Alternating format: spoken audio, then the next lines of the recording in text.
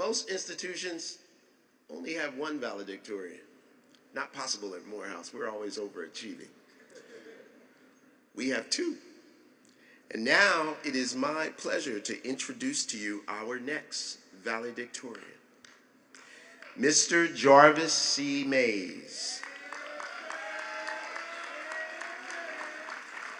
Mr. Mays is a native of Trenton, New Jersey, and the son of Lisette and Winston Mays, a biology pre-med major. Jarvis will also graduate with several accolades for his academic prowess. He's a member of Phi Beta Kappa National Honor Society and is the top-ranking scholar in both the Department of Biology and Division of Science and Mathematics. He's also graduating with a perfect grade point average, 4.0. Jarvis served as Vice President of the Health Career Society and Vice President of Finance for the medical fraternity Phi Delta Epsilon. He is the recipient of the Frederick E. Mapp Prize in Biology, awarded for graduating with the highest grade point average, and was recognized as a Dr. Cheryl G. Franklin Health Professions Scholar. He plans to become a physician and will continue his pursuit of excellence at the Perelman School of Medicine at the University of Pennsylvania in the fall.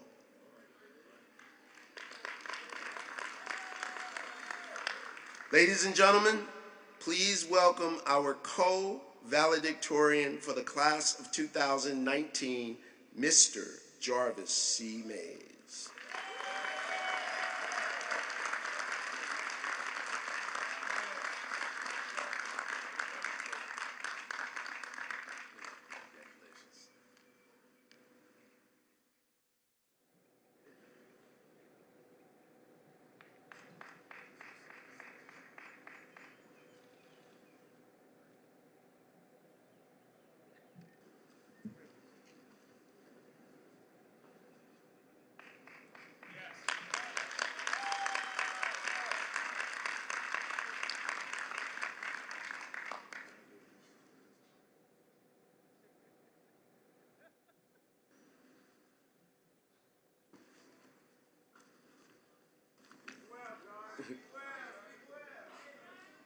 Good morning. To President Thomas, members of the Board of Trustees, faculty and staff, family and friends, and most of all, to the graduating class of 2019. Ladies and gentlemen, 4 years ago, we arrived on Morehouse's campus eager and excited to take full advantage of all the opportunities this great institution had to offer. As we pulled up, we were greeted with a warm embrace from upperclassmen draped in various presentations of maroon and white as they helped us unload our luggage and find our ways to our residential halls. Now, although this time in our lives was new and exciting, it was also extremely emotional for those close to us. As my mother and father put the finishing touches on my dorm room, I watched as they fought back tears. Like many mothers and fathers, aunts and uncles, grandparents and guardians knew that this was our first time in the real world, and that no matter how much they loved us, they could not protect us from that world. Yet what we still needed from them and what they gave us was the encouragement, the love, and the many displays of unrelenting support that kept us going even at times where we wanted to give up. Therefore, as we celebrate the hills we have conquered and the challenges we have overcome, we must pause for a vital and heartfelt thank you. Thank you to the mothers and fathers, aunts, uncles, grandparents, and guardians for showering us with love and support over the years. Gentlemen of this distinguished graduating class of 2019, please join me in helping to thank those to get us here, even if they're not here to witness it.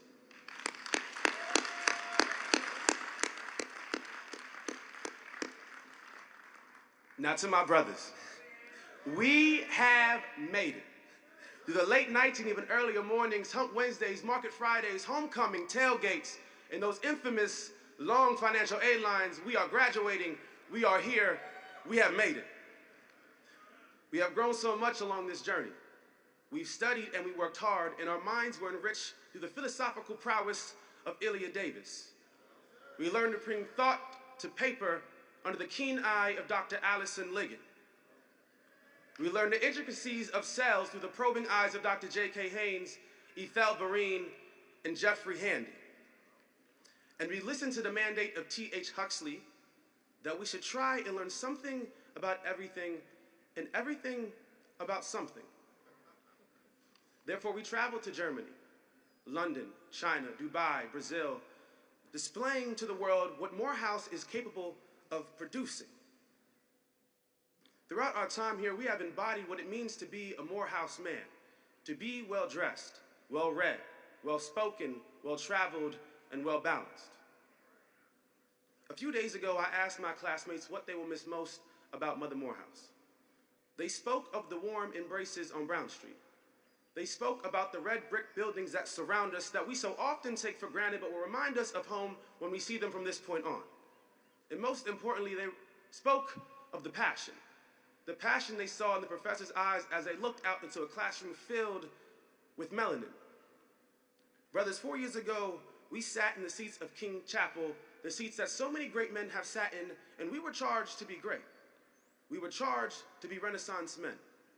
We were challenged to grow into the crown that Mother Morehouse places above each and every single one of our heads. Well, on this glorious morning, the 19th of May, as I look out into the audience, I see nothing but kings. Kings like James Caleb Payne, who will be at Harvard Law School in the fall. Miles Julian Smith on Wall Street. Jacob Michael Miranda at Capitol Records in LA. Julian Christopher Gaines at Procter & Gamble. Chad Jackson Rim and Jordan Mosley pursuing their PhD, changing the way we think. Ernest Holmes and Kevin Womack, tycoons in technology. Miles Lugo, Uwak Bale Okoje, and Aaron L. Morris in medicine.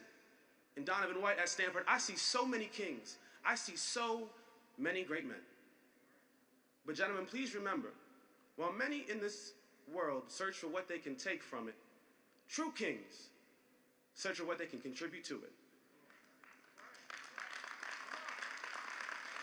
So in my closing statements, I will not urge us to be CEOs of Fortune 500 companies, superintendents of school districts, or world-renowned surgeons, lawyers, or authors, because I know that those will simply be the consequences of our being. No, my urgency lies elsewhere, because we so often get caught up in society's interpretation of what it means to be successful that we become lost. So I urge us to live lives of purpose, so the contributions we make to society and to Mother Morehouse last longer than the plaques we will hang on our walls and the certificates that we will frame, because we are much more than our accolades. I urge us to live lives of purpose, so when our name is spoken, it means something. It moves people. I urge us to be Du Bois. I urge us to be Maya Angelou's. I urge us to write history. Brothers, I urge us to make history. I urge us to be monumental. So when we leave this earth, it'll be impossible to forget what we've done. Gentlemen, I urge us to be monumental. Thank you.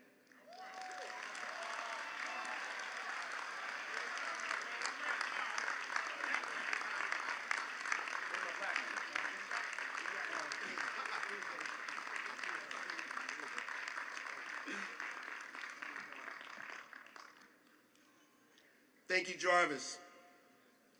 And congratulations on a job well done. You are another outstanding example of a Morehouse man. We know you will do exceptionally well. You will be monumental. At this time, I'd like to ask the members of the Jarvis family who are here today to please stand and be recognized.